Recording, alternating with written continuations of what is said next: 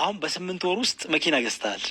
ማሻአላህ በጣም ደስ ብሎኛል። መረጃውን ሳይ ቲክቶክ ላይ ሳይ በጣም ነው ደስ ያለኝና ላይክ አራውንድ ከ3 ሚሊዮን አካባቢ የሚገመት መኪና ይመስለኛል። አይ ቲንክ ዊች ኢዝ ጉድ እና ይቻላል የሚለውን ነገር በጣም ያሳያል። እና ሶ ይሄን ያህል የሚከፍል አይነት ድርጅት ከሆነ እኔ አሁን ለምን አልሰራም? ለምን አትከፍትልኝም? ማለት ስልክ አለ ኦልሬዲ ያለህን ስልክ እያየሁት ነበረ።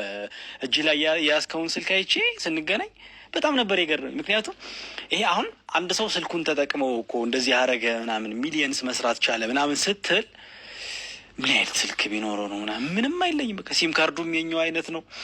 ስልኩም የሆነ ሳምሰንግ ምናምን ቤቶች ውስጥ ሳምዌር ምናምን ያለ አካባቢ ነው። ሶ ያንን ተጠቅመ ነው ያን ያህል ሜክ ማድረግ የቻልከውና ሶ እኔም አሁን ስልክ አለኝ እንደምታየው ይደውላል ምናምን ኢንተርኔት አለው። ሶ እንዴት አድርጌ ነው አሁን እኔ ልግባብል ወደዚህ ስራ ቀጥታ መግባት የምችለው? ይሄን እምልህ ተመልካቾች፣ የኔ ቢጤ ተመልካቾች ስላሉ ስልካቸው ልክ ይሄን ቪዲዮ እንዳለቀ ወደ እሱ ስራ መግባት የሚፈልጉ ማለት ነው። እና ሶ ለእኛ የምትለን ነገር ካለ እንግዲህ መኪና ላይ ፒፕ ሀይ እንባባል፣ እኛም እንግዛና ምን አለ መሰለህ አሁን እዚህ ጋር ዝም ብሎ አሁን አብሶ ደግሞ ስለ ፖፕ የሚሰሩ ቪዲዮዎች በጣም ጫና እየፈጠሩ መጥተዋል። ጀስት የሆነ ዝም ብሎ እንደሚከፍል ነገር ነው የሚወራው። በቀን 20 ሺህ ብር፣ በቀን 10 ሺህ ብር፣ በቀን $10 ኑ እንስራ ምናምን ነገር እንደዚህ አይነት ወሬዎች ይበዛሉ። እና ዝም ብሎ አይደለም ብር የሚገኘው። እዛ ቦታ ተጽዕኖ ፈጥረህ ነው ማለት ብዙ እንቅስቃሴዎች አድርገህ ጀስት አሁን አንተ ስለገባህ እሱ የሚከፈለው ነገር የለም። ብዙ ቻሌንጆች አሉት። ሰው አያምንህም። አብሶ ኤጀንሲ ሆነ የምትሰራ ከሆነ ታለንት ካለ ኖርማል ነው። እዛ ትገባለህ፣ ታለንት ታቀርባለህ፣ የሚመጣ ሰው ይደሰታል፣ ጊፍት ይሰጣል፣ ትወጣለህ፣ አለቀ። እንደኛ ግን ኤጀንሲ ሆነ ስትሰራ በጣም ብዙ ሰው ጋር ነው የምትገናኘው።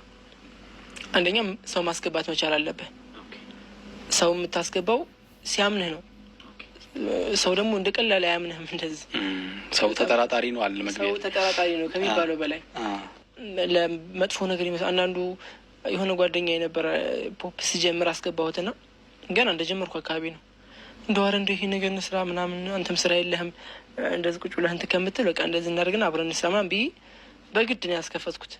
ከዛ አብረህ ጠንክር፣ ተወኔ ጋር ጠንክር፣ አብረን እንስራ ምናምን ነገር ጀስት እየጀመርኩ ነው። የዛን ሰዓት ይህን ያህል ብዙ የምከፍለው ነገር የለም። በቀና 1,000 ብር ማይሞላ ብር ነው የማገኘው በሰዓቱ ማለት ነው ስለው እሺ ምናምን ብሎ የከፈተው እና የሆነ ሰዓት በባጃጅ እንደዚህ ያለፈ አገኘኝና ብቅ ብሎ ኧረ ያን ነገር አቆምኩልህ ምናምን አለኝ።